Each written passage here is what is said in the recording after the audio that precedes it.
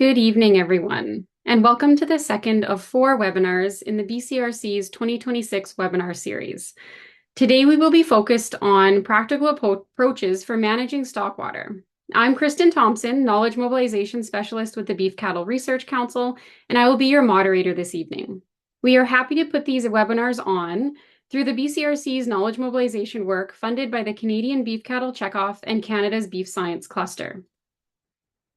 Before we get started, I'm going to go over a couple of housekeeping rules. So you will be able to see and hear myself as well as our speakers, but we cannot see or hear you.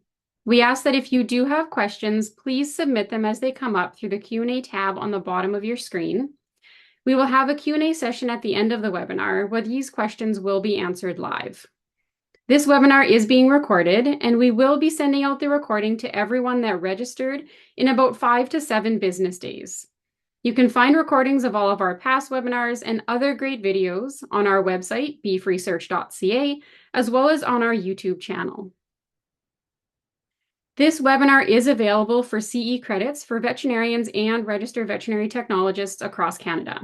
If you identified yourself as a vet or RVT when registering for this webinar, you should receive a certificate via email in the next 5 to 7 days.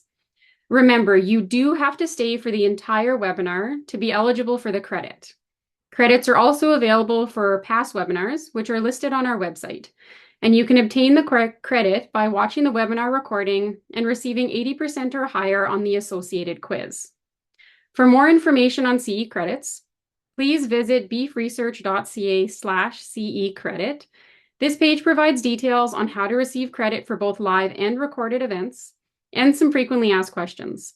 If you have any further questions or have not received your certificate within a week of the live webinar or completion of the quiz, you can contact Dana Parker, the BCRC's Veterinary Collaboration Specialist, whose contact information is on the screen. On our website, beefresearch.ca, we have a number of resources and interactive tools to help make informed decisions regarding water quality and watering systems.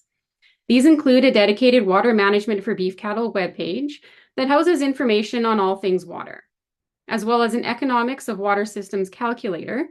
This calculator can help you evaluate the initial cost, maintenance costs, potential benefits, and payback period of different watering systems.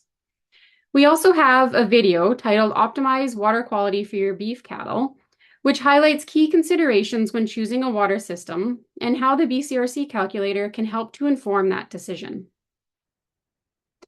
Additional resources include an interpretation of water analysis results guide for beef producers, how to collect water samples, a list of Canadian labs that test water samples, as well as a series of producer case studies highlighting how producers from across Canada have implemented various water systems on their operations. To remain updated on these as well as other resources, you can subscribe to our mailing lists, and I will include a link to that in the chat shortly. Now, without further ado, we have 2 very exciting speakers for you this evening who are ready to share their thoughts and answer your questions. So I'm going to introduce our first speaker, Dr. Cheryl Waldner, and invite her to share her screen. Dr. Waldner is the Beef Cattle Research Council Research Chair at the Western College of Veterinary Medicine. She is actively involved in research examining factors affecting the productivity of cow-calf herds as the lead investigator for the Canadian Cow-Calf Health and Productivity Enhancement Network. Her current projects include diagnosis of organisms associated with respiratory disease, as well as antimicrobial use and resistance. Dr. Waldner has examined the effects of nutrition on reproductive performance in cow-calf herds, with a particular focus on copper and selenium deficiency. She has more than 300 research publications and received the Canadian Beef Industry Award for Outstanding Research and Innovation in 2024. Cheryl and her husband own and operate a commercial cow-calf herd west of Saskatoon, Saskatchewan. With that, I will turn it over to you, Cheryl. Good evening, everybody. I was asked to talk about water and impacts on cattle health tonight. I'm going to start by, well, maybe, try again. There we go.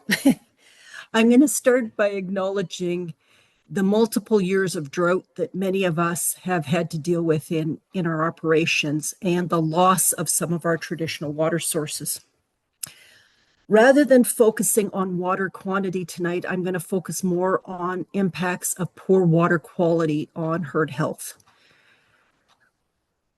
Water quality is important. Poor water quality can lead to reduced number of calves on the ground, reduced weight gains in the calves that we do have, and an increased risk of disease. And occasionally, and unfortunately, poor water quality can also result in sudden animal deaths on pasture. So how do we assess water quality? Well, laboratory testing is extremely important. We can't simply look at a water sample and determine whether or not it's safe for our animals to drink. When producers were asked in the recent Canadian cow-calf survey how often they tested their water, 38% of producers had tested their water at least once in the last 3 years. 62% of producers had never tested their water during that period. For those that had tested at least once, 62% of them had tested in the summer, 21% in the winter, and 17% in both.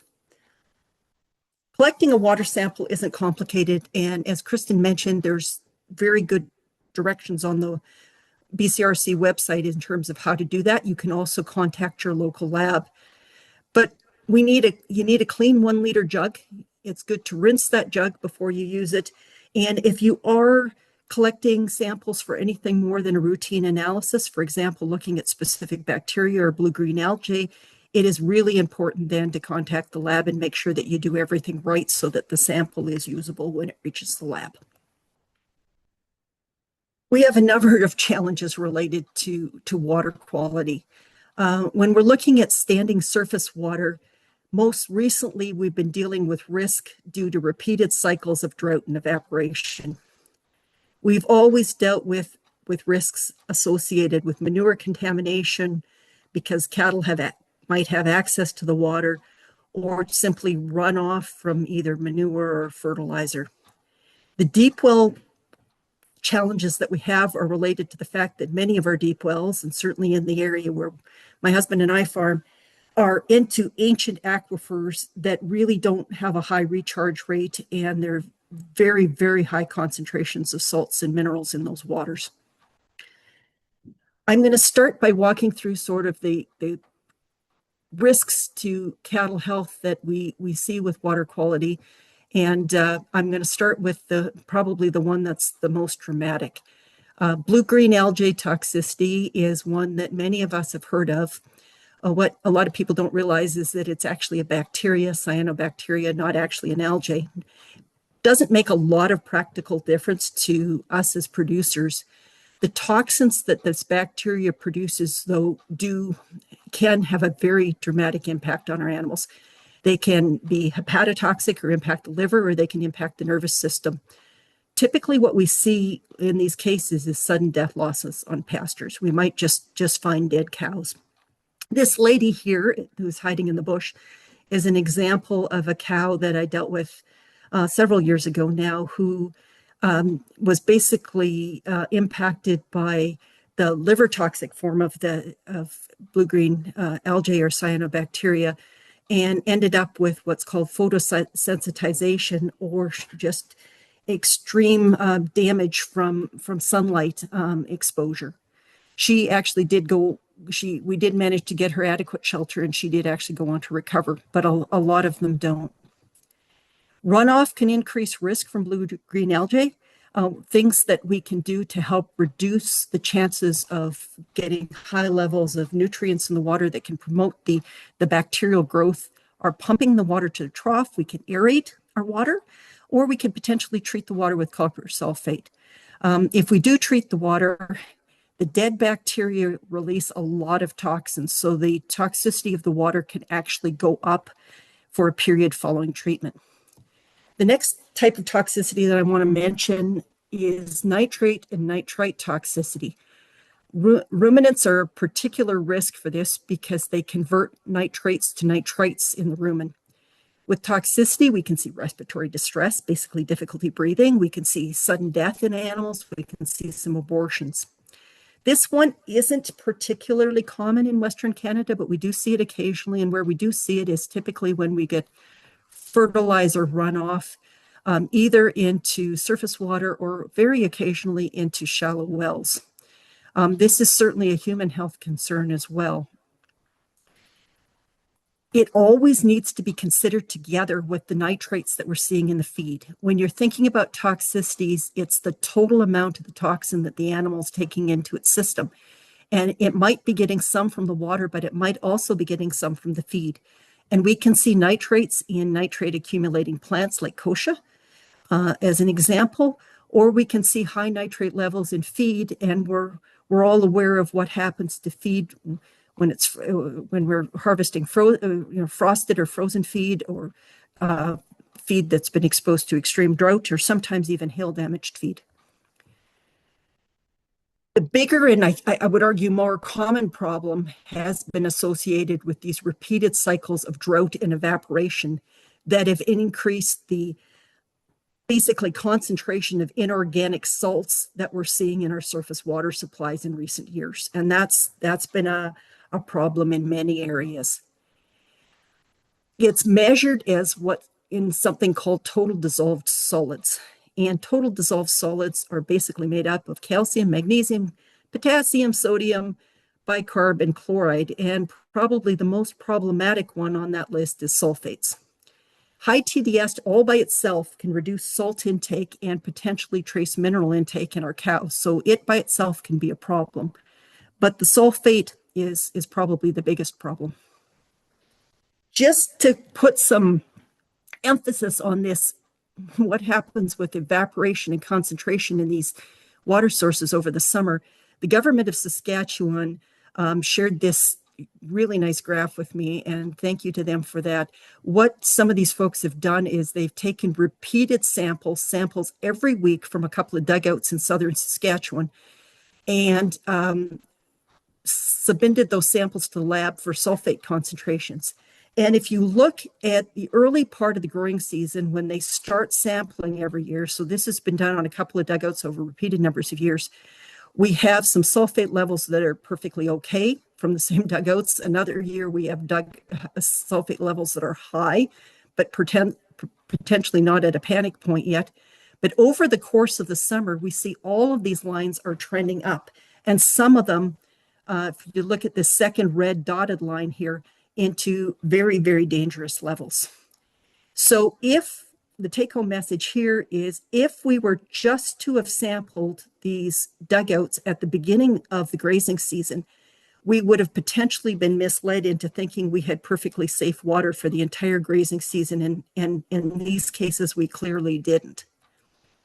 Okay, so this was focusing on sulfates. Why are we concerned? Well, some of the sulfate levels in these dugouts were actually high enough to result in a condition known as polio that can kill cattle. It's a nervous system disease. It results from the conversion of sulfate in the rumen to hydrogen sulfide, which is in fact a toxic gas, and then we can end up with polio. This is a really substantial risk in hot weather when we've got our mama cows, right? They're milking. They need to consume a lot of water. The hotter it gets, the more they're drinking, and the more sulfate they have the potential to take in. But even lower concentrations of sulfates can tie up copper in these cows. So it becomes a problem. All right, so you're probably sitting there going, what is this person saying, that we should be taking samples to the lab every couple of weeks or every month through the summer? Of course not. Hopefully we don't end up in a situation like that. Again, thanks to some very nice work by the government of Saskatchewan, Ministry of Agriculture folks and other folks working with them. There are ways to screen your water on site to see if it's necessary to take that sample into the lab. And what they've suggested using and what they've been using themselves, and they've got some nice videos on their site explaining this, is electrical conductivity meters. And I've bought one from Amazon, and it seems to work just fine. Basically, the higher the electrical electrical conductivity is, the higher the TDS is, and EC values above 2000, basically they've decided that that indicates that it's probably a good time to send your sample to the lab and find out what's going on with it. The number that we're most interested again when we get those results back from the lab is the sulfate levels. And these indicators of how to interpret your sulfate levels have been around for a long time now. They've been updated a little bit over time. But Dr. Greg Penner from the College of Agriculture and Bioresources at the University of Saskatchewan has been doing some really neat experimental research trying to delve into these numbers and to see whether or not there's the potential to push them a little bit, because the bottom line is there's a lot of us that have water with sulfate levels that are in the trouble zone. And getting a better understanding of exactly what this means is important. What he's found in the number of experiments that he's done so far is that high sulfate water under the experimental conditions that he's performed his tests hasn't been associated with dry matter intake or water intake or animal growth, but it has consistently led to increased ruminal levels of hydrogen sulfide, which is dangerous to the animal, and reduced copper status. And that's been consistent across whether that copper status was measured using liver biopsies or in a couple of cases with blood serum samples. Okay, so what's all this fuss about copper? Copper deficiency is without question the most common trace mineral deficiency that we see really across Canada and certainly in Western Canada. We have evidence linking copper deficiency to decreased reproductive performance. There's a lot in the literature about impairing the impact of the immune system in these animals, and we're actually starting a study this fall at the Livestock and Forage Center of Excellence in Saskatoon, looking at how it impacts the immune system of calves coming into the feedlot and how they respond to vaccines. The traditional way of sort of thinking about copper deficiency has been looking for loss of color or bleaching of hair coat.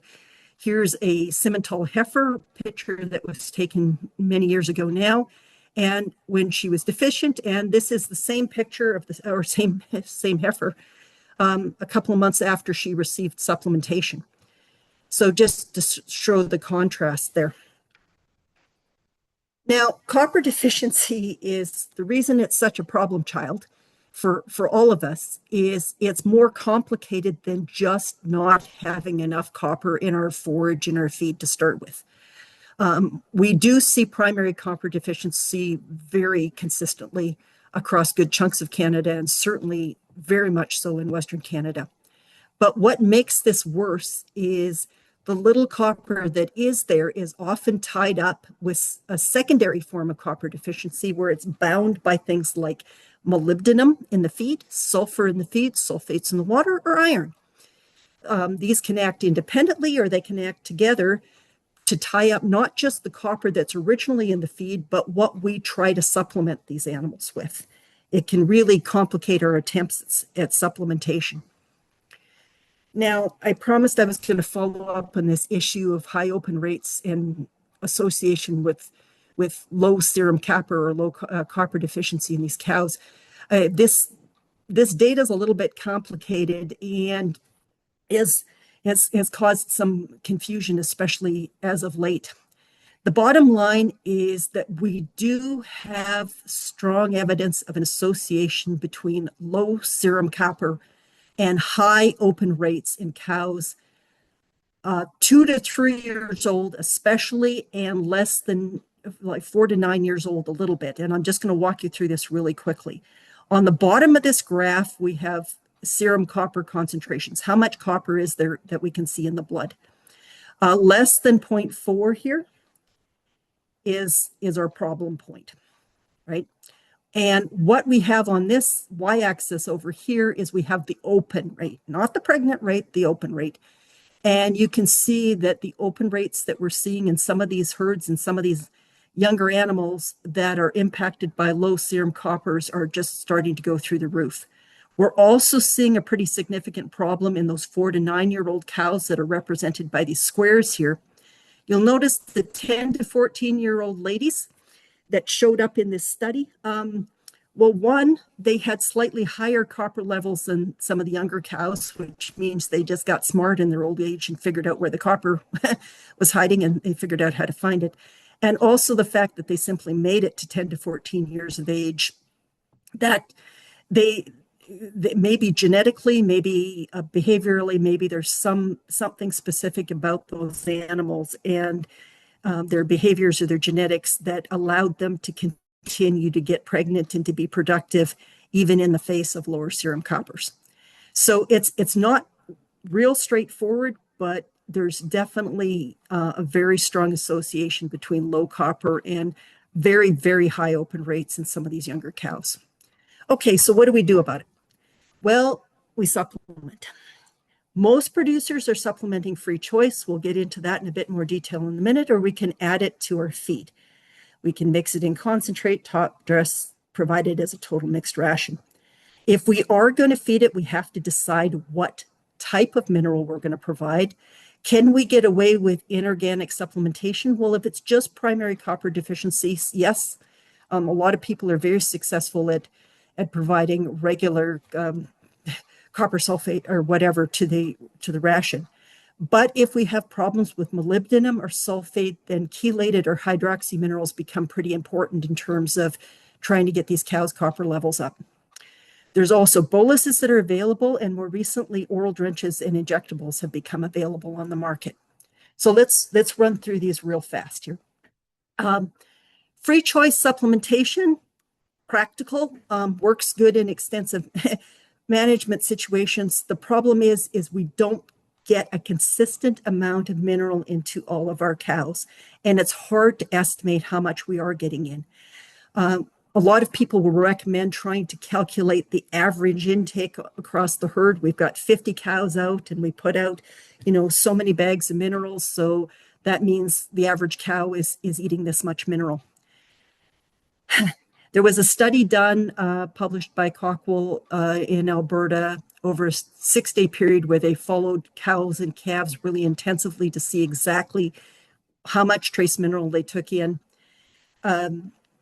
Only 61% of the cows visited the mineral feeder even once during a 6-day period, only 22% of the calves. So 39% of the cows never went near the mineral feeder in that 6-day period. So an average is not going to tell you a lot about what to expect in your cows. So that's a problem. Their intake is going to vary depending on how we present the mineral to them, whether it's block versus loose or lick tanks, whether we've got it mixed with salt, whether we've added molasses, if we're limit feeding it with barley or custom pellet. But if it's free choice, we might be able to increase or improve intake, but we're not going to necessarily be able to get it consistent across the herd, and we're going to have a lot of cow-to-cow variation in what they're eating. So how do we get around that? Well, if we can put it into the feed, and Dr. Steve Hendrick did a study at WCVM many years ago now, where he did put it into the feed and he compared that to cows on free choice. He did get higher coppers at calving. He did get cows that were fed the mineral, coming into heat faster and being pregnant earlier than the cows that were on free choice.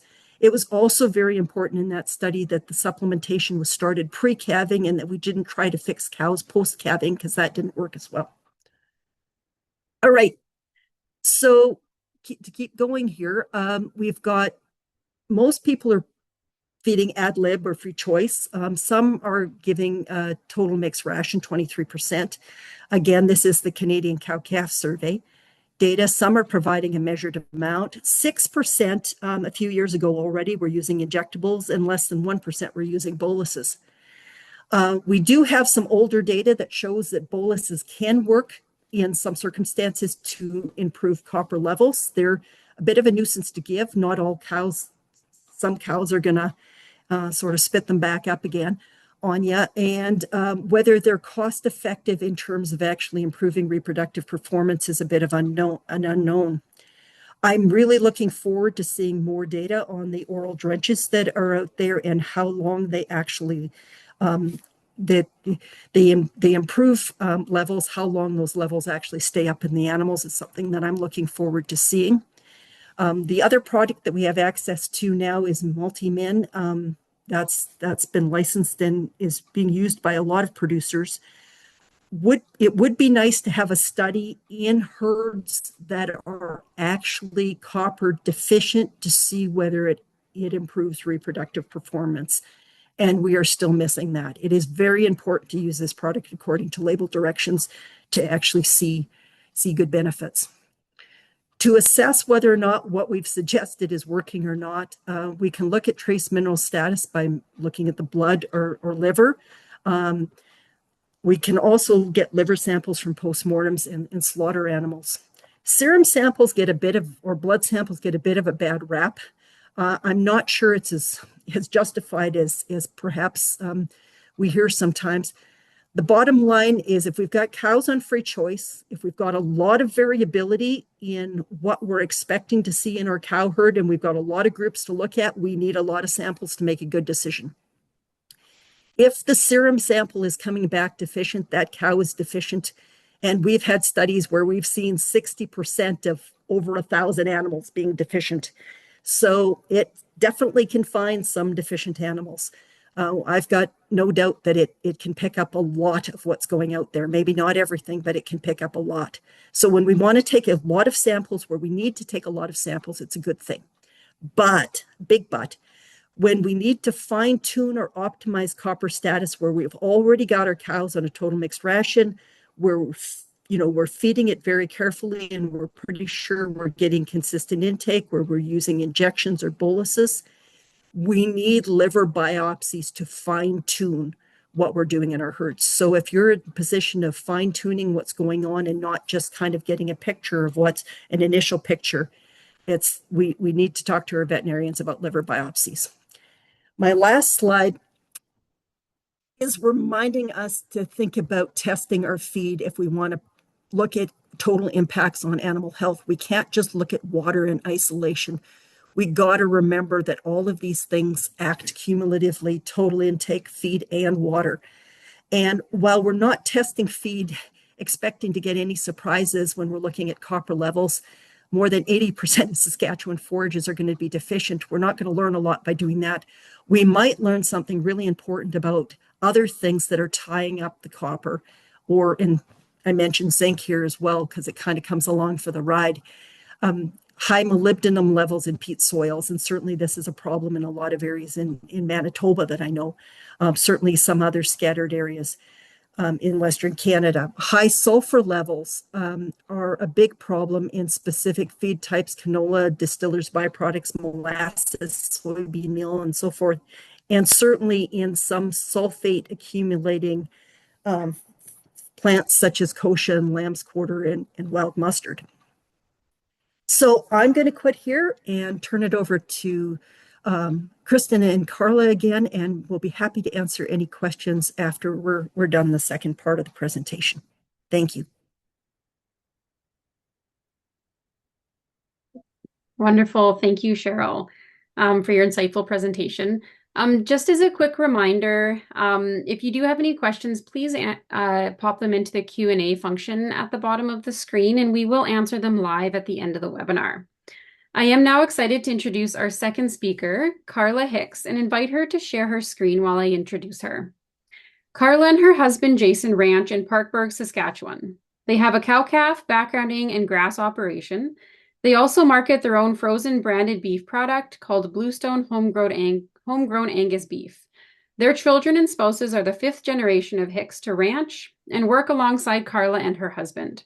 Karla is currently co-chair of the Canadian Cattle Association Foreign Trade Committee, a member of the CCA Environment Committee, chair of Saskatchewan Verified Beef Production Plus, a member of the Canadian Roundtable for Sustainable Beef's Policy and Framework Committee, and a board member of the Saskatchewan Farmland Security Board. Karla and her husband received the Saskatchewan Environmental Stewardship Award in 2015. With that, I will pass it over to you, Karla. Hi. You can see me and hear me? It looks great. Perfect. Okay, well, thanks for having me. I promised myself I wasn't going to cry tonight, so we're going to hold with that.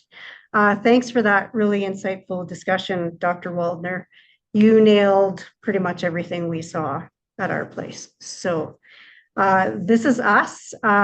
We're a family-run operation at Park Big and Mortlach, Saskatchewan. Ty, Nicole, that's my son and daughter-in-law, and then myself and my husband, and then our daughter Lexi and her husband William. And then there's the 6th generation to come along. This is Walker, the cow boss, and baby Steely, and Evelyn Annie. So we're pretty proud of the next generation coming along. Our ranch is basically an 800 pair cow-calf operation. Angus bred to either Black Angus or Charolais bulls.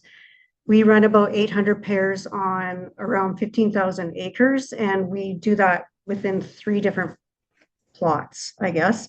One's 14 miles south of Mortlach, one's at Park Big, and one is 8 miles north of Park Big.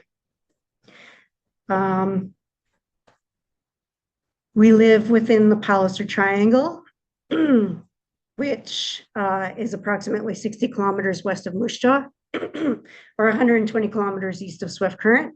And inside the Palliser Triangle, it's characterized by low and highly variable precipitation, frequent drought cycles, and high evaporation rates. So as you can imagine, for the last few years, it's been a balmy Mediterranean paradise to live there. We also are within the Missouri Coteau, and that is a region that is formed by glacial activity during the last ice age. It consists of a north-south belt of rolling hummocky moraine with knobs, kettles, and high slough density. And the high slough density is important to remember because when it's raining, we have lots of low wet spots everywhere. So where we live, the Missouri Coteau overlaps the Palliser Triangle climate zone, and that landform influences how climate is experienced. And we see that ourselves. Between our 3 places, we have very different rainfall patterns, very different temperature patterns. Even within 3 miles of our place, we see our neighbors could get 2 inches of rain and we get 2/10 of rain. So we see it a lot. So John Palliser, when he found the area, he did send a warning that none of us heeded, neither us or our ancestors. He emphasized there's frequent drought, light soils, extreme climate. Grasslands are better suited to grazing than crops. And there's many places where we do see that.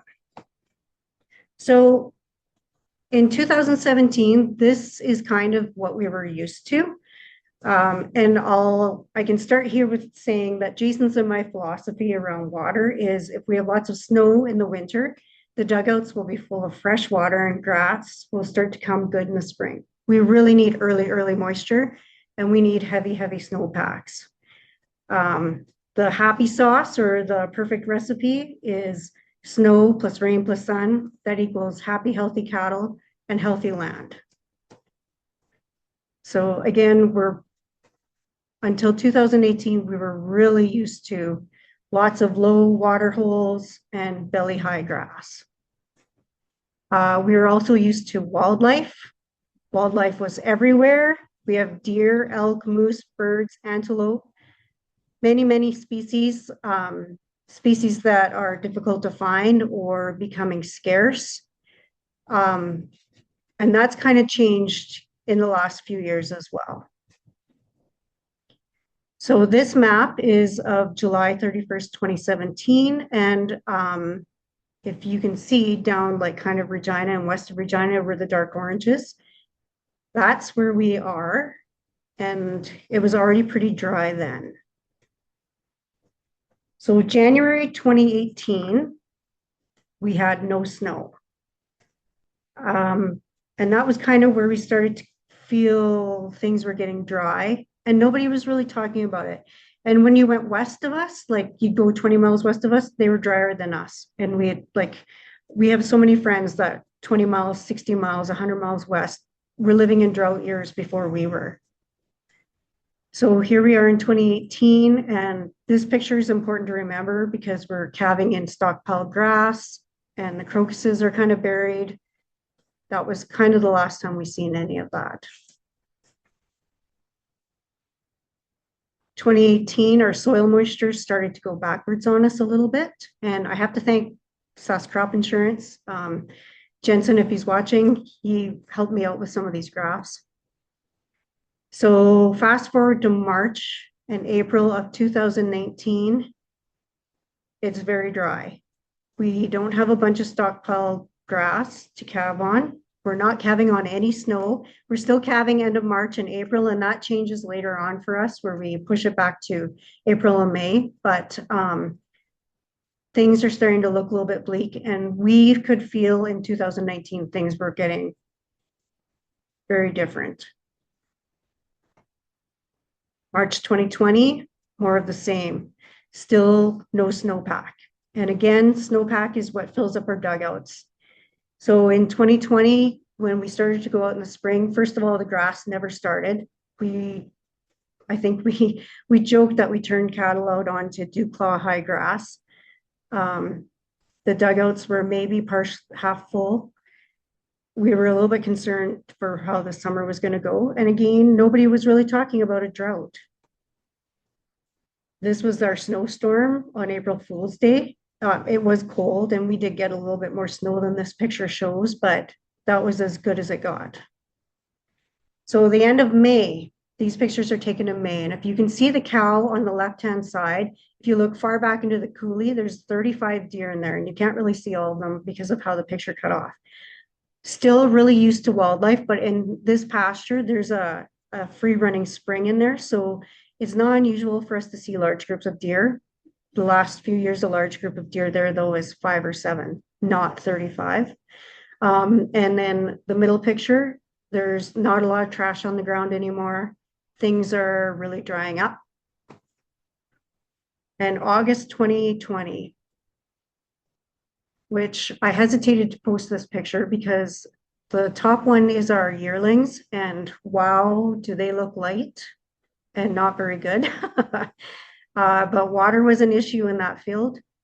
And then our calves started to, this was the first year we really noticed a change in our weaning weights on our calves. We probably went backwards 50 pounds on our weaning weights in 2020. More to come in 2021, of course, but this was when we were really starting to see some things in the health of our cattle, in their growth and thriftiness. So August 2020 was not much different from May, which was really unfortunate. We're pretty proud of trying to be least cost producers. We try to only feed our cow herd for about 100 days, and depending on the winter. If it's a bad winter, obviously not. We have to start feeding as soon as the snow falls. But with these cows, our footprints that each group of cows has a footprint that it follows, and they kind of never leave it. And it's like 30 days or less in each field that they're on. And in 2020, we weren't getting 15 to 20 days out of, and I'm talking like 180 cows on 160 acres, and we were already moving them.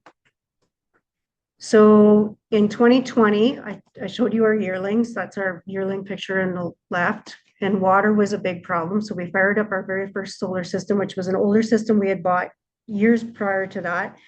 And it took us a few days to get the kinks worked out of it, but we finally got it filled June 13th.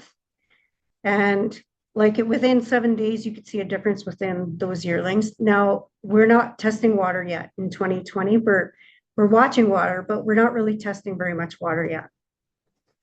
And then we got our very first rain of the year on June 14th, I believe that was. And so we felt a little bit like, well, maybe things are going to be okay. It wasn't going to be okay, and so we got through that. The calves came in 50 pounds later. The yearlings sold late, and we sold our yearlings early. So we skipped through to 2021, and it's the year of the official drought. And so that picture just highlights everything that we had no idea what we were doing day by day at this point. March 2021, there is no snow. There is no snow at all. That heifer calved. She was not really deficient in anything. And back to Dr. Waldner's comment about feeding mineral, we were feeding 100% chelated mineral in a TMRR ration to our cow herds at our place, our first calf heifers and purebred calves and the feedlot calves. And we knew things weren't right. They weren't thrifty. The calves were getting up, but they weren't thrifty and lively like they had been. And so we were feeling like something was just a bit off. So when we acknowledged that the weather forecast was probably right, because they had forecast a 100-year drought, and the current state that we were in, we went shopping at Ritchie Brothers. And the first thing we bought was this excavator.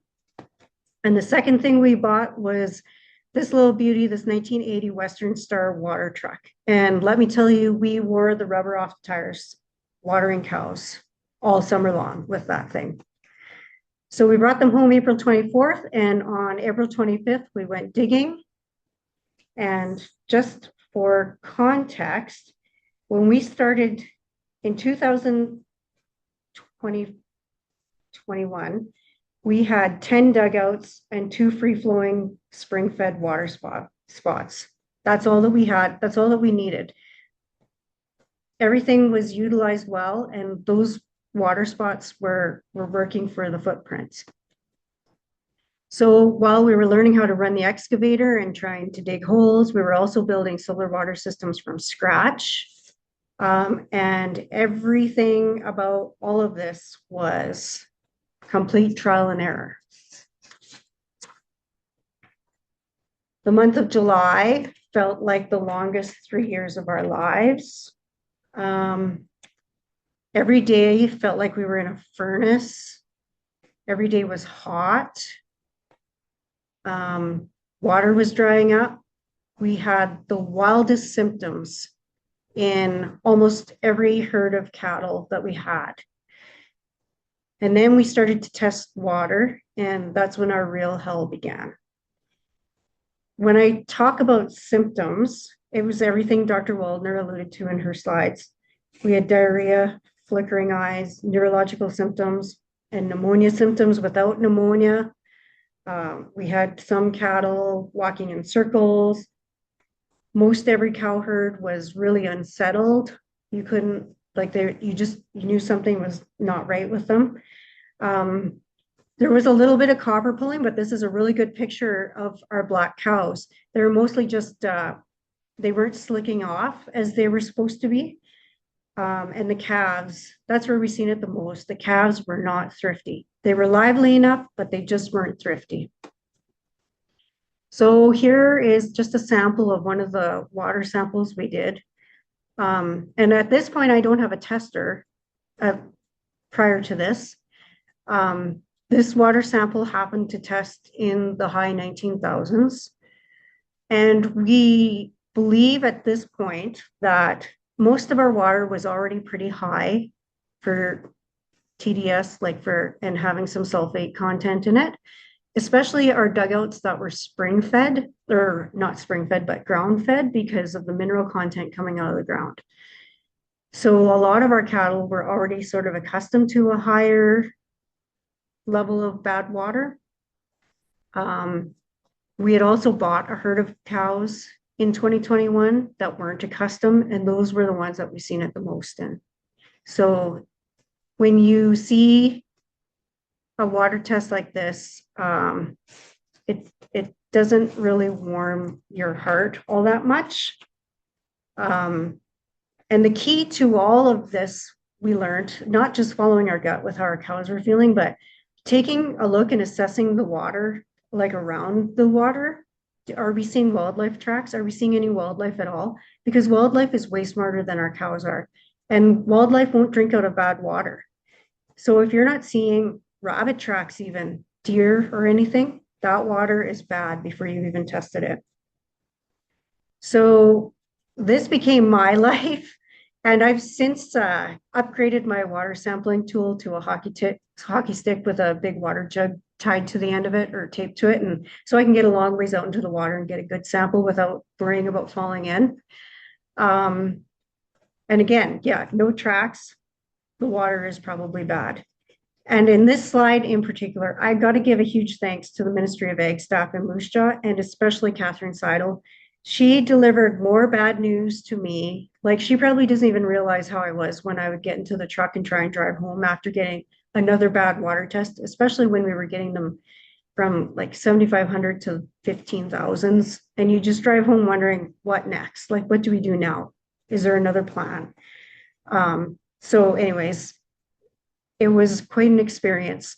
As much bad news as she delivered me, she also helped me problem solve through a lot of the things. So I have to thank them for that. She kind of they act as a counselor sometimes. So now we have a water tester, and we got it a little bit after that. And I did buy, this is very similar to the one I have. And I did buy it on Amazon. They're like $35.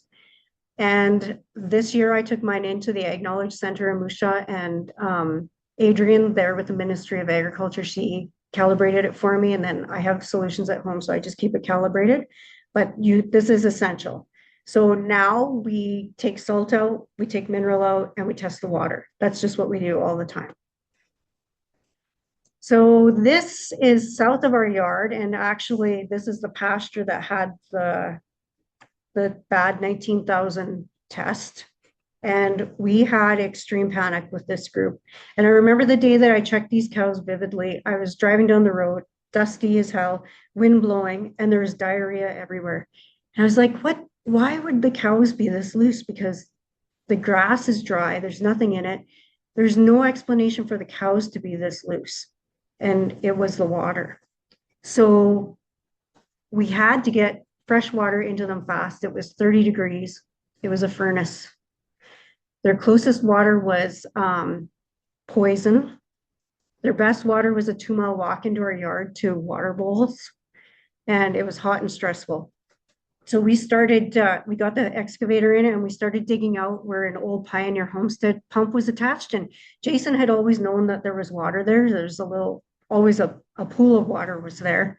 So we dug out the side of the hill until the water was flowing. And then we couldn't keep the hill back. Like there was so much water coming in that the hill kept sloughing in. So we dug it out 3 times. It took over 150 man hours to try and get this set up. We went through 3-foot valves buried in the water attached to the hose, because every time that it collapsed, it buried everything in water. Finally, we spent 2 or 3 days and we just dug it straight out. And our biggest worry was losing the clean water that we had, because the cows were trying to drink or slurp out of it. So we lost a set of panels in there because we were trying to tie a football to panels. We set an old steel bin in there, a 1,300 bushel bin. The hill sloughed in, collapsed the bin. Finally, we dug it all straight out and waited for 3 days. It filled and the water was good. But the price tag on that, I mean, nothing died from that, but it was pretty crazy. And I'll just say I got most of our parts from Uncle Wiener's. So like that wind generator is a 600 watt turbine wind generator. Our solar panels are 400 watt solar panels. And then we have between 4 and 6 or 8 batteries at each location. But the key thing you'll see in all of my photos of our water setups is the gas generators. So the thing that we learned right away, especially on this set of cows, was some cows just have a taste for bad water. They're stupid and you can't help them sometimes. This particular cow calved by that poisonous slough. Her condition deteriorated every single day. Her calf went backwards and eventually died. We pushed her to good water. We hauled the calf to good water, and she kept going back day after day after day. And some people watching this will be like, well, why didn't you fence it out? Well, this particular slough was 45 acres, I think. And so it's not very easy to go and fence that out, especially when you have so many other catastrophes happening at the same time. And we have to remember, through all these years of drought, like it's easy right now because the price of cattle is high. Cattle weren't worth very much then. Like most of us would probably not want to go back to those times. And so resources were fragile, to say the least. So to hire someone and just say, go fence over there, that wasn't very realistic for us, especially since we had been written off and had to buy feed like so many years and repetitively. So it's not an easy task to just start going and fencing out some of these water bodies. The best case scenario actually came in 2022 when that was dry. And if they would have all dried up, we wouldn't have had hardly any problems, to be honest. So our water systems of 2021, this is how we spent most of our days. We were thinking about better ways to build them, how to pump further when we had elevation involved, how to maintain power, how to mitigate power failures and then the water failure, running around and purchasing the supplies to build more systems, monitor and manage systems that are already running, monitor grass availability versus good water, and determine how far we can possibly pump water for the good grass, because inevitably you run out of grass where your water is. And it seemed like the two were never together. And then hauling water where the systems failed or the systems were being developed. And could we even get water hauled in? You saw our water truck. Like some of these places literally are the back 40. So it's not very easy to get water hauled into there. And we were hauling in 2021 every day. We were hauling to at least 3 sets of cows. And then most importantly, keeping the gas generators full of gas as they were a critical backup. And 2 spots, we were like going out at midnight and making sure that the gas generators were full just so that we could have enough charge into the battery systems. And then we would repeat everything the next day. Plus, check all the cows, take more mineral out, and basically rock in the fetal position for a lot of it. So our biggest enemy from 2021 for managing the solar systems with the heavy smoke from the forest fires. And it felt like we were in a furnace and the wind was blowing, but the low spots we were trying to get the water out of didn't allow for great wind generation all of the time, and sometimes none of the time at all. Gas-powered generators were critical. We also know that the heavy smoke was probably shielding us from the sun. There was lots of days we wondered how hot could it have actually been without that forest fire smoke in there. But it really was the number one hindrance to our solar power, keeping everything running with solar power. So again, 2021, here is what our soil moisture looked like. And here is a drought map from 2021. And then we flip to 2022 and we are living in more of the same. It just didn't want to let up. So in 2022, these 2 pictures were both taken at our Park Big Place. And by July 31st, the slough in the first picture was bone dry. So 2023, I think most of us remember that winter. I have PTSD from that winter. And we have snow. And I have to say, like, this is a picture of calves on feed. And of course, I skipped through it pretty quick, but our weaning weights, 2021, we lost another 100 pounds off of our weaning weights. And then in 2022, we lost another 45 or 50 pounds. So that's when you're weaning 550 or 600 pound May-born calves, and then you start to lose 150, 200 pounds. That hurts your bottom line a lot. So 2023, we have record snow. We go into the spring and we are calving on snow, which is fine. And then we get nailed by a snowstorm. And that wasn't a lot of fun, but it was moisture. And all of our dugouts filled, some way past capacity. So now we had to figure out how to contain that extra water, because now we've become water misers and we don't want to see any water run away that we can capture and use for good, especially when it's filled like this, because we know it's fresh. So 2023, we're making big plans because we've had all the snow, everything has started good, the dugouts are full, and we're pretty excited that things are going to be awesome. And then the grasshopper apocalypse of 2023 comes. And we can't win for losing. So all the tame grass was gone, side hills are bare, tops of hills are bare. We had water in all of our dugouts, and it was fresh, like I said, and there was grass in the coulees. We figured out that if there's heavy grass, like in a coulee or a heavy hay stand, the grasshoppers didn't like that, and they wouldn't move into that. But every place else was gone. Native grass, tops of hills, bare. Roads looked like they were moving especially when guys would be spraying and it would push grasshoppers off, the road would just come alive. It was absolutely the most ridiculous thing we have ever seen.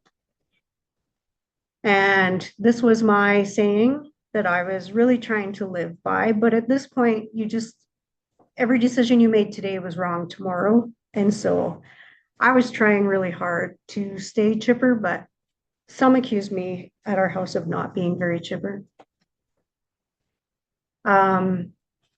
We did have good water samples. Like I said, all of the dugouts filled fresh, but the cows still did not look awesome. And we knew something was off in them. They slicked off, not bad, but the grasshoppers taking off the grass, like Dr. Waldner said, everything goes together. The feed goes with the water. It is all puzzle pieces that have to fit together. And in the end of August 2023, Dr. Penner brought his beef sciences class out for a Southern Saskatchewan tour. He asked if he could come see us, and we'd been talking about the sulfate water problems that we were having. So I took him out to see some 3-year-olds that had calved, and we were pretty proud. We were happy with how they looked. And I think we had only had when I say only, we were only about 10 or 15% open on them, which, considering what they had gone through, we were pretty happy with, because we had been hearing horror stories of worse. And so we're staying on top of a hill, and there's cows laying everywhere, and there's bulls laying, and it was hot. And I said, if you look out here, like, all these cows are content, the water is good, there's mineral, there's salt, they're not really going through a bunch of it, and we're not seeing a lot of activity. So we had turned out about the 20th of July that year. We were pretty convinced that the bulls had covered everything off. And one thing that Jason's really proud of is, like, the bull power. We're proud of the bulls we put out, and the way that we get our cows covered. And we probably have more bulls than we need to, but it's just the added insurance that we like to have. And Dr. Penner says, I'll never forget him saying this: I don't want to burst your balloon, but do you think you're not seeing any bulls breeding cows out here because the cows just aren't cycling? And I was speechless and flabbergasted. Where would that even come from? Why would you even say that? And it kind of took me aback. And then all of a sudden I could see in the distance a bull covered a cow. And I was like, well, no, because look, see over there. Oh, yeah. And then we kind of left it alone. And that night I didn't sleep very well at all. The next day I went out and I checked cows, and I saw a bull covering a cow. So I was like, no, it's fine. Everything's fine. Well, everything was not fine. We preg checked a small group of 100 cows that fall, and our open rate, I won't say, but it was high, higher than we had ever seen.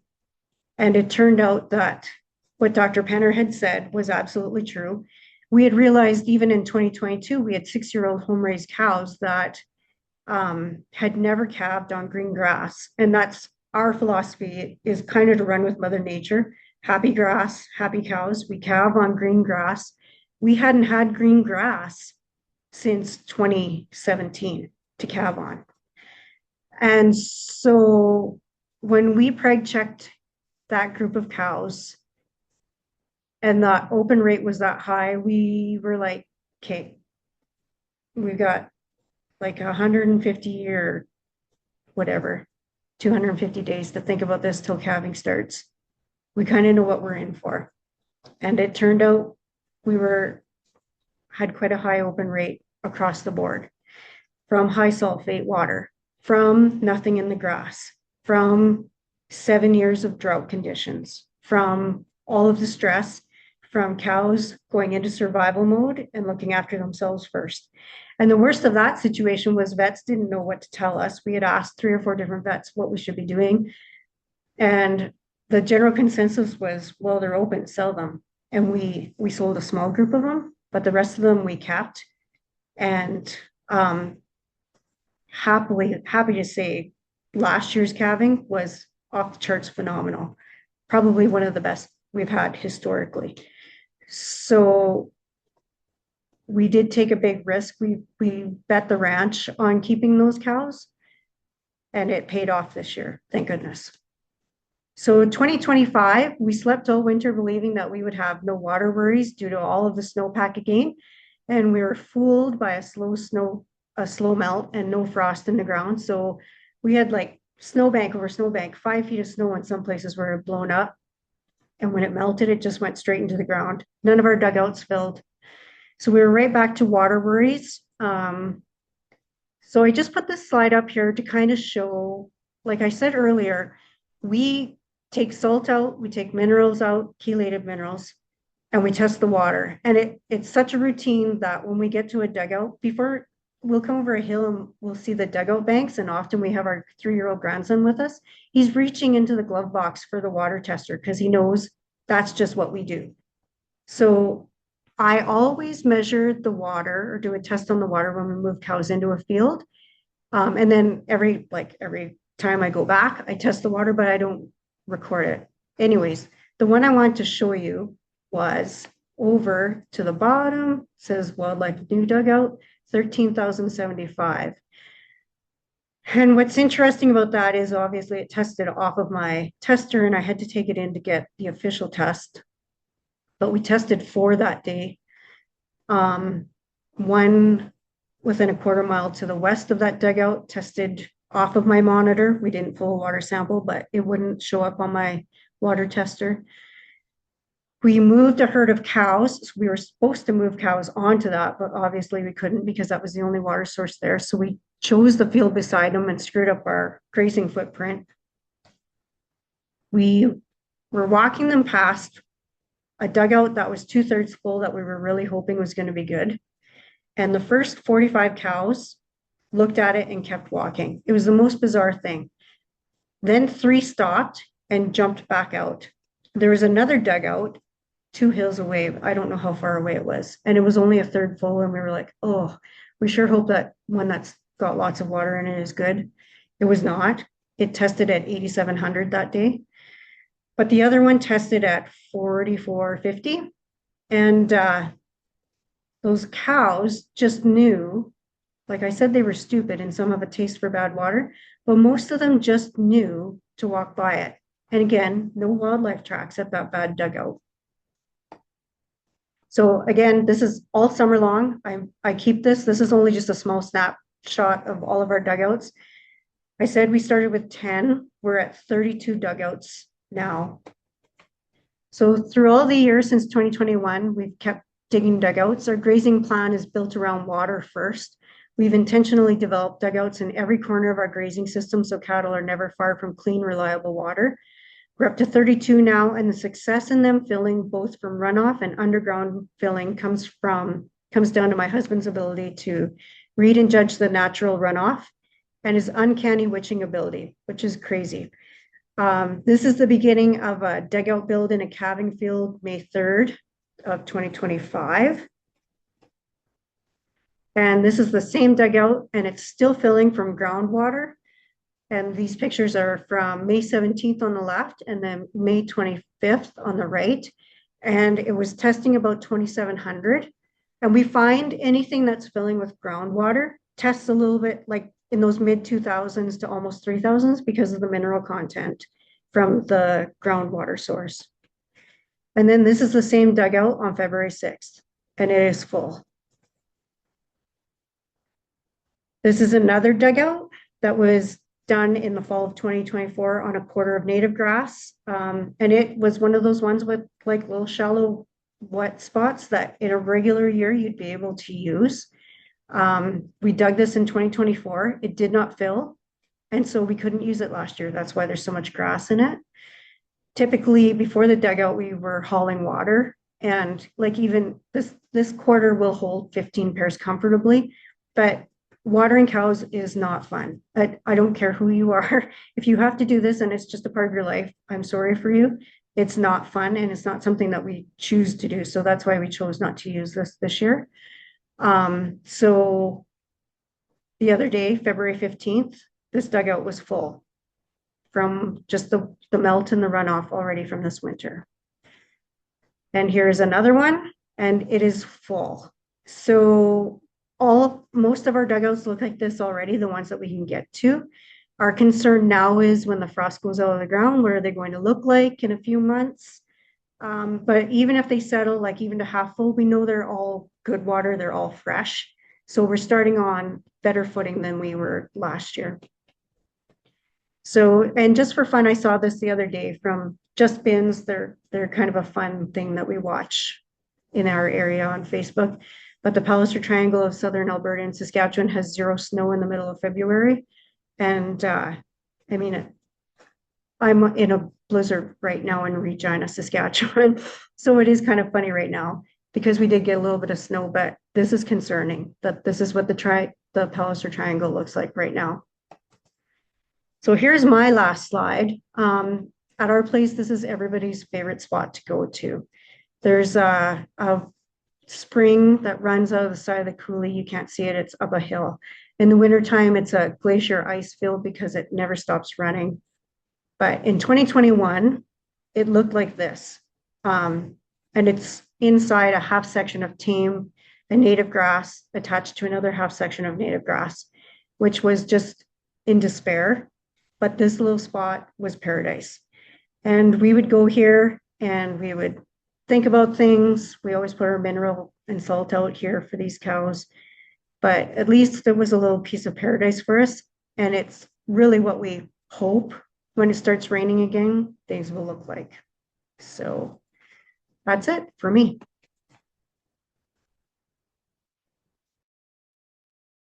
Thank you, Karla, for that presentation. We are going to move into the Q&A session. We've got a few minutes that we can answer some questions. Karla and Cheryl, if you're able to turn your audio and video on, we'll start answering some of these questions.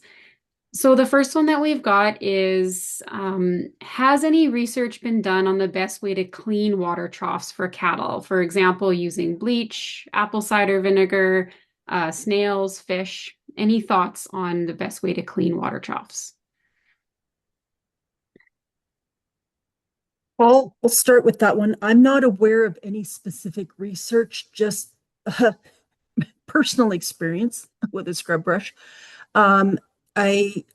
Folks that I've talked to over the years just trying to get as much of the debris out as possible, and then bleach pretty much always works. It's a nuisance to work with, but it pretty much always works. But I certainly have seen producers talk about using apple cider vinegar. I haven't seen anything on snails, although it seems feasible that it has worked.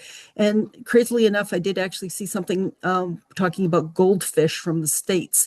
Now, I don't know how well they do in Canada or how effective they actually are, but somebody was, I have seen somebody talking about that. So if there's anybody online that does, or Karla, yeah, if you've seen any research there, but there might be some extension people online that have seen something that I haven't.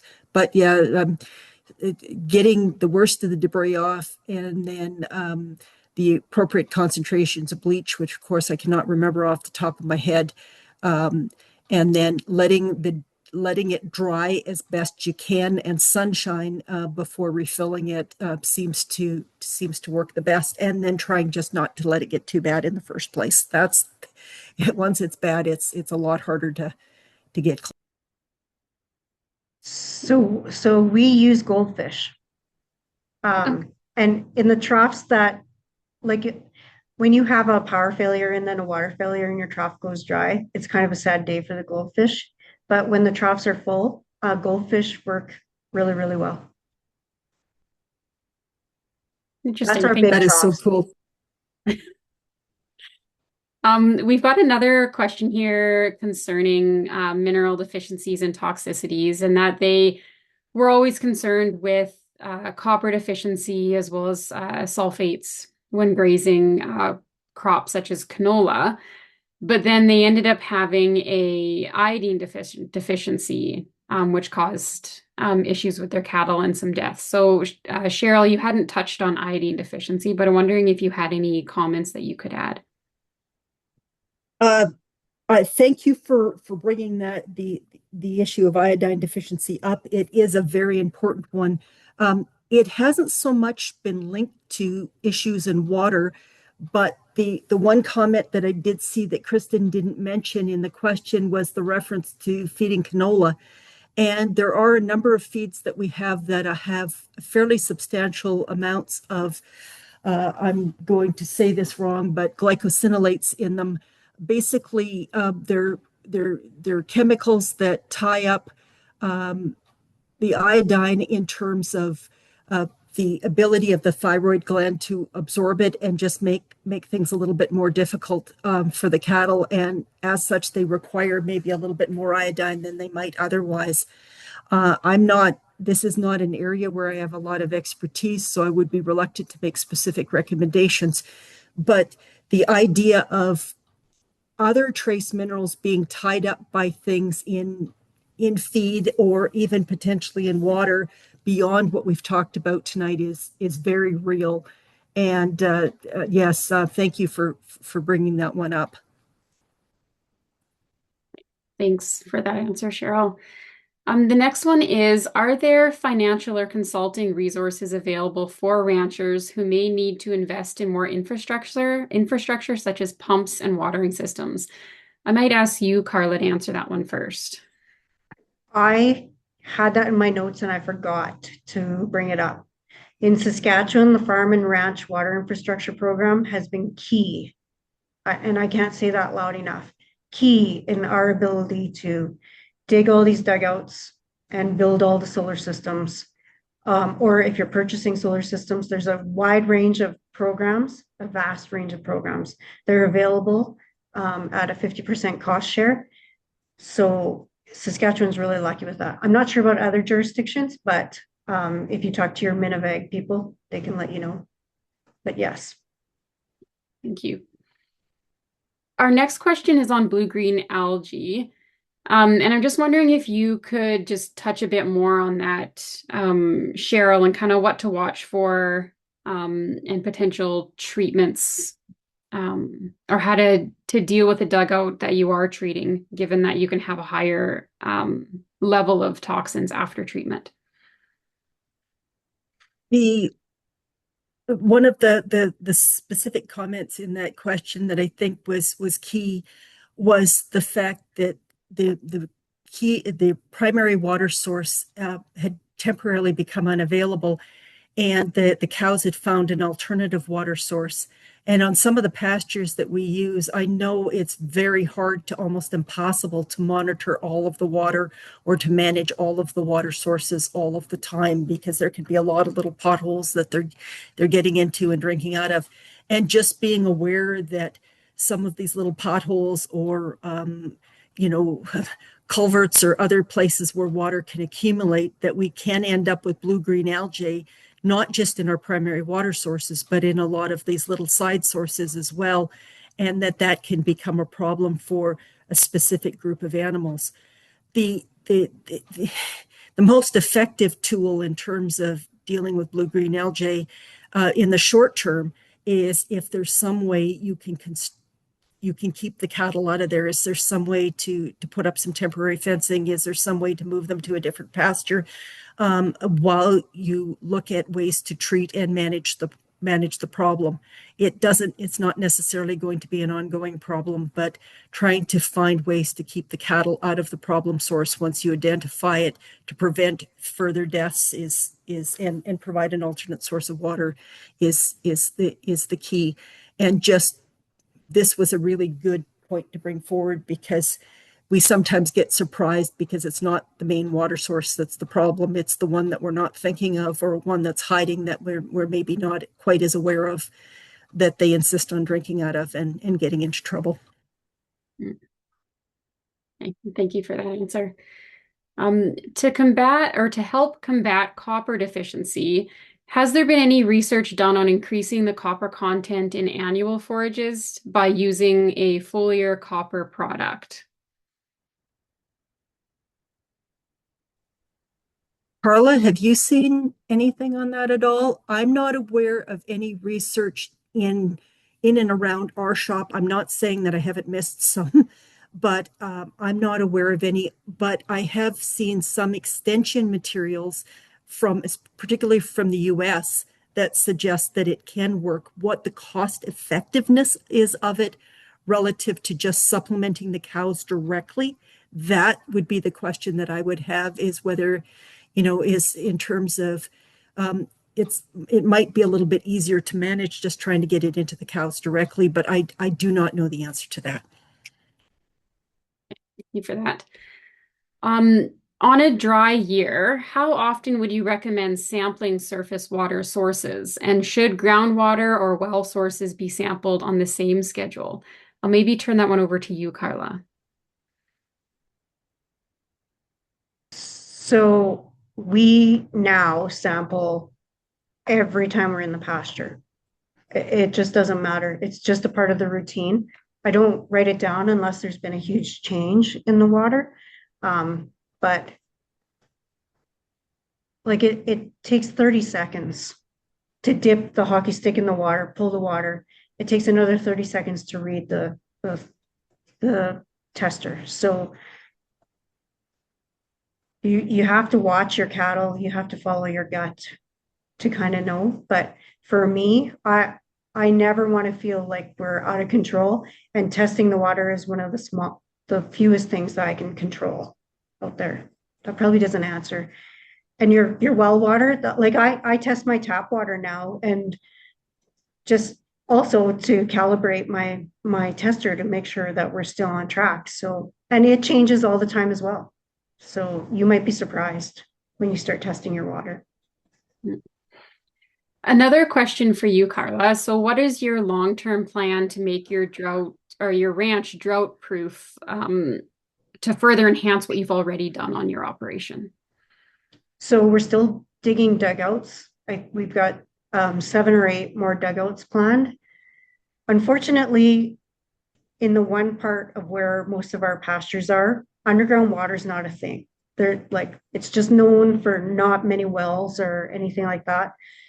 So the next thing is really improving on our water systems after that, to get the cattle moved out of the dugouts and really be able to utilize our footprints better that way. Fencing out riparian areas and stuff is fine, but we're in rolling hills. We could never fence, when it starts raining, we could never fence all of that out. And if I go back to 2021, the best case scenario for us would have been waking up one day in June and everything was dry. We wouldn't have had as big of a wreck that way, because in 2022, it kind of leveled off when the water was gone. But yeah, I don't know if that answered the question. No, I think that provided some good insights there. Question for you, Cheryl. If you needle cows at branding with multi-mitten, do you know how long it will raise copper levels in deficient cows? I'm not sure we have really good data on that for our area. What the company talks about is the injection starting to improve levels within sort of 8 to 10 hours, that you can start to see some measurable improvement, and that they expect it to last in terms of enhancing liver storage levels for 2 to 3 months. But I suspect that that would be impacted depending on, what sort of sulfates the cows are ingesting, what sort of molybdenum the cows are ingesting, and what other sources of copper that they're ingesting. But that's the numbers that come back from the company, is 2 to 3 months. But whether that was in copper deficient specific animals or not, and what else they were faced with, I'm not sure. Thank you. Karla, do you use mineral blocks or loose mineral in tubs on pasture? And if you could comment on the brand that you use? So we have been using loose mineral from Master Feeds. trying to think of the Breeder's Choice. And that has been really, really good. Also, we were using Sweet Pro blocks with our yearlings that are a chelated mineral, and that was working really well, as really good as well. And then like at the onset of 2021, when we spent thousands on mineral, and we were scared that the cows were not eating it like they should. And actually in the beginning, it was such a panicky situation in two groups of cows that I would go around and I'd dump mineral in tubs and then mix some loose salt in, because we just wanted them consuming it. Like as fast as we could get it going through them, that was what we wanted. So, and then after that, we were able to kind of settle it back to, if you put it on a Monday with this group, you put it back the following Monday. That was after a few months. But I'm not going to lie, when you're in the middle of a firestorm, if they were out of mineral, we were refilling mineral. They didn't go without. So Master Feeds Breeder's Choice, it was 100% chelated mineral. And then for a while, everybody was onto the chelated mineral thing, and it was hard to find. And I was running between Moose Jaw and Swift Current, just trying to find mineral, which added to the complexity of it. Thank you. So a question on, are there any practical treatments for lowering total dissolved solids or sulfates in a water source, or would hauling in be the best option for those sources? So if either one of you wants to answer that one. So from our experience, we did have the option, like when we were testing into the 6,000s and 7,000s, we could have probably poured fresh water in and diluted it a little bit, especially if we had a water tank and had things set up with our water system. You could mix it out a little bit that way. But your best bet is probably to haul water. Getting the cows out of the water, though, is really key.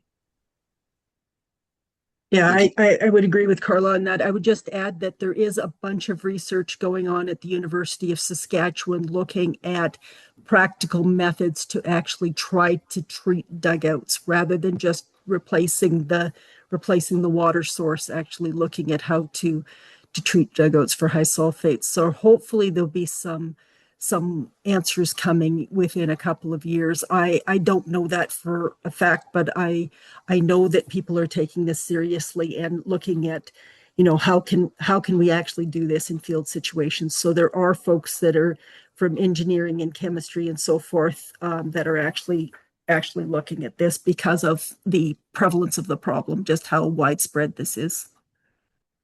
I will mention too, it was brought to my attention that we could have done a reverse osmosis treatment on some water, but we didn't even know where to start. But that is an option as well, and there's funding available for that. Yeah, trying to do that at scale and power it, like it's hard. It's possible, but it gets tough trying to do that at scale for that many cows. Are there recommendations, or would you recommend a prophylactic treatment for cattle using any of the drench or injectable forms of copper? Any comments on that? I'm not quite sure what the prophylactic treatment would be or what the concern is there, and I apologize. I'm probably missing something really obvious. I don't have a lot of experience with the drench. We have done a study looking at the injectable.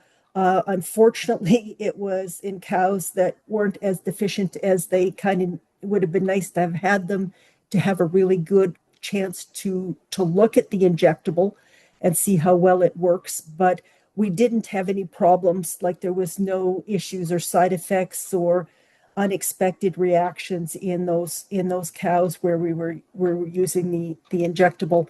The only concern that I've ever heard with any of these treatments is very occasionally in some areas, like for example in Saskatchewan, we have moderate to higher levels of selenium, and the injection includes not just copper, but it also includes selenium and zinc and manganese. And in cows that are, or cattle, or younger cattle especially, that are higher in selenium but very low in copper, the multi-pronged injection might be something that you want to discuss seriously with your veterinarian before you use it, to make sure that you don't get into a situation of selenium toxicity.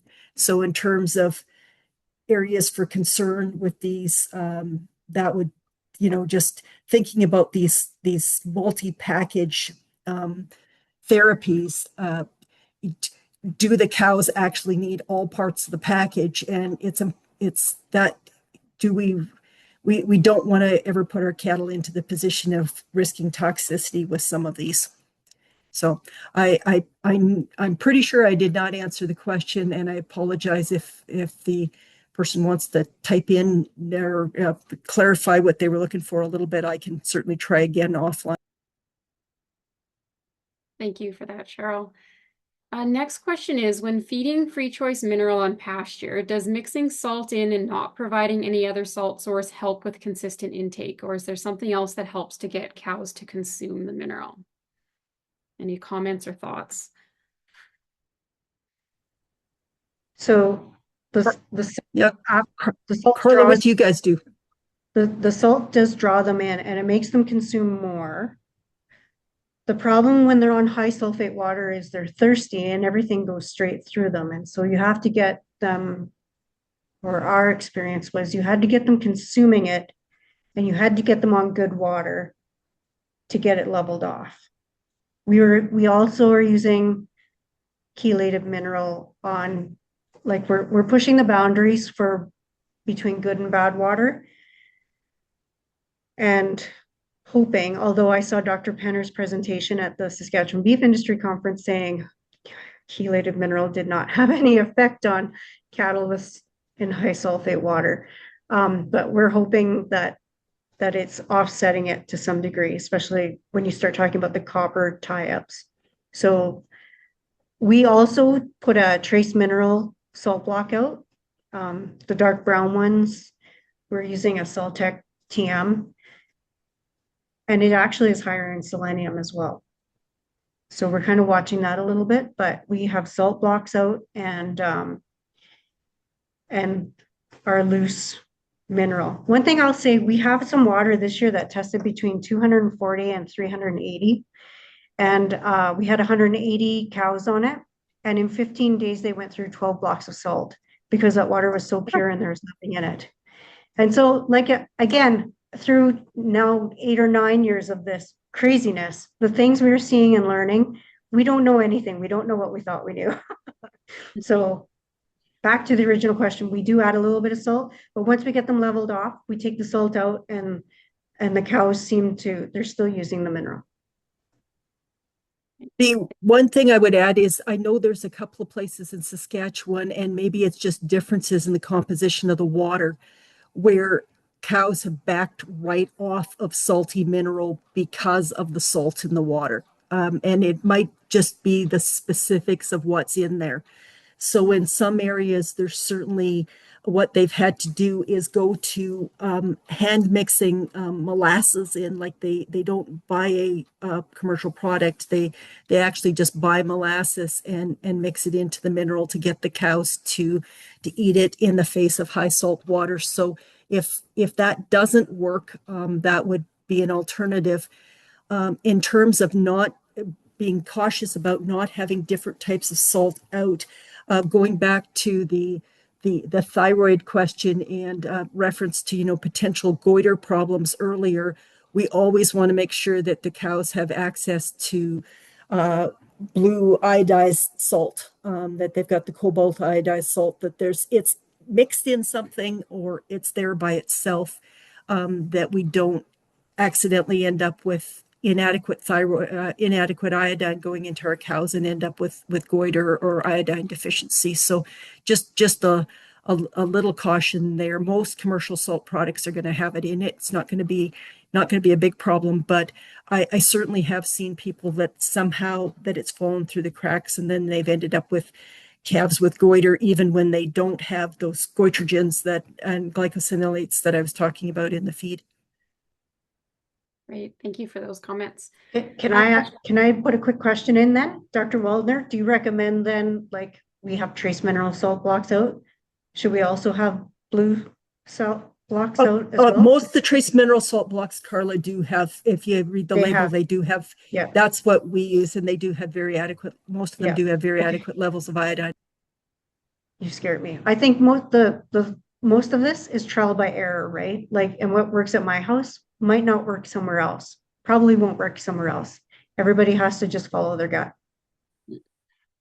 And a question for you, Karla. Was drilling a well versus digging dugouts a consideration? Yeah, but we couldn't, just the location of most of our pastures, we had some neighbors that were trying to drill wells and they couldn't find any underground water. And my husband can witch, and it was the same thing. Like for some reason, we're just known to not have very much underground water there. And those dugouts that we dug in those locations are only snow fed. They're only runoff fed. So at our place, our well is 380 feet in the ground. So that's simple. We know there's lots of water there. We can dig a well there. And our further north place, we know that there's groundwater there, so we could dig there. But just at our south place, where most of our cows are grazed, it's not an option there. Great, thank you. Is there any concern about depleting your groundwater sources in your area, Karla? Well, our water table dropped in the last few years, especially at our north place. We watched that. But I don't think that's a concern right now. Question for you, Cheryl. Just wondering if you can explain what a chelated mineral is.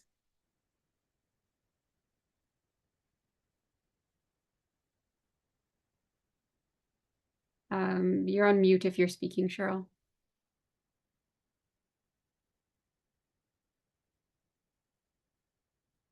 Maybe you could comment on that, Karla, on a chelated trace mineral.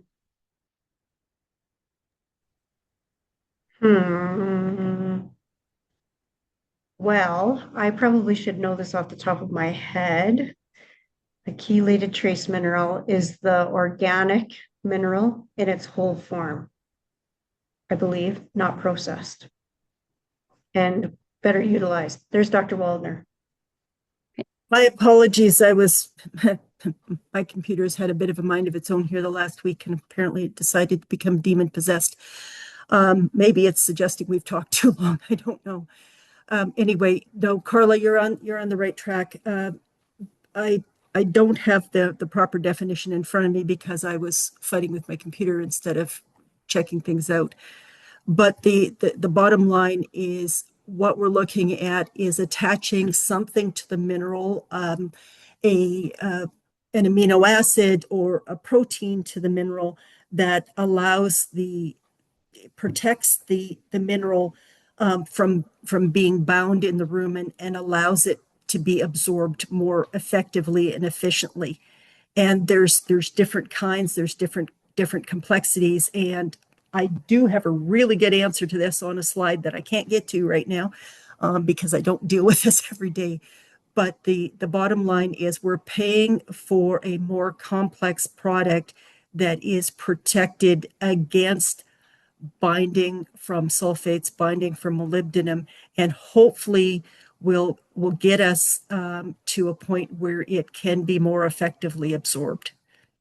Now, again, as Karla mentioned, there's some conflicting evidence on how well that works. There certainly is evidence in the literature that chelated minerals do help when we're dealing with high levels of molybdenum.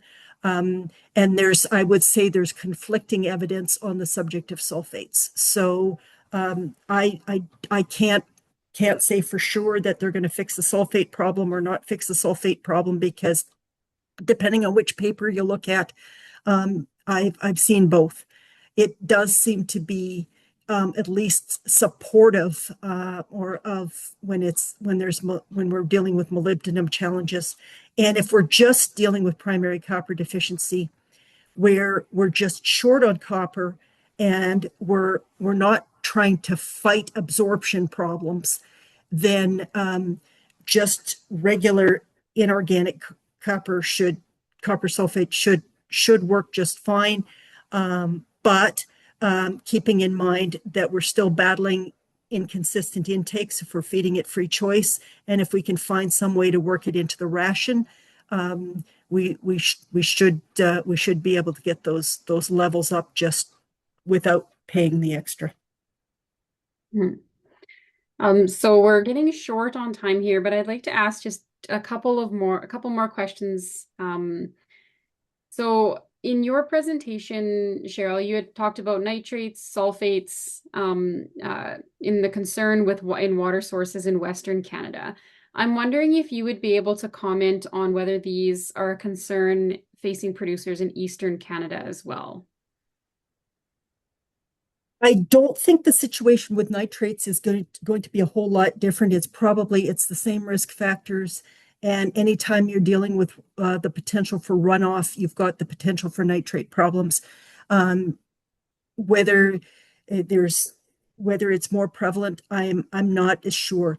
I suspect, based on some of the work I've done with some producers, at least in Ontario, I'm less familiar with Quebec and the Maritimes, although we've got some data now that I've got to analyze again, that it's probably less of a problem. And the reason I say that is because the copper levels that we see in the cows there tend to be better than they are in Western Canada. So I don't know for sure that it's less of a problem, but it's not something, when I have done presentations specifically for producer groups in Ontario, that it's not something that there seems to have been the same level of concern from either the extension folks or the producers that I've talked to. Thank you. And one final question for you, Karla. You talked about, when you're talking about your watering systems, you had mentioned working with elevation and using that as a tool when setting up your systems. And I'm wondering if you could just provide a bit of an explanation on how you can use elevation when you are setting up a system. So we're in rolling hills. So if we can use the elevation to help push it further, that has been helpful in a couple instances. Probably more challenging for us, though, is often we have to push out of a low spot. And so some of my pictures, I have those great big, 700-gallon pressure tanks or 1,000-gallon pressure tanks, and there's big pumps on them, a couple of gas generators.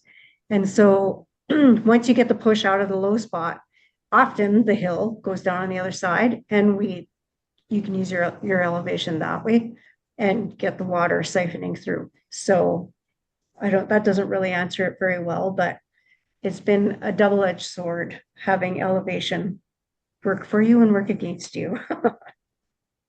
No, that's great. Thank you for that. So we are going to close out. We're going to close out the Q&A session now. If your questions weren't answered, I would encourage you to reach out to your veterinarian, nutritionist, local extension agent, provincial producer organization, or reach out to us on social media. So thank you again to our incredible speakers, and thank you all for spending your evening with us. We hope that you were able to gain some valuable information that you can bring back to your own operation. And this was the second webinar of our 2026 series. Our next one will be taking place in March, or we will have two in March on the 18th and the 25th. There will be a post-webinar survey link once this webinar is over. And we do appreciate any and all feedback on the webinar, as well as for potential future topics as we plan for the next webinar series in 2027. Again, thank you everyone, and have a good rest of your evening.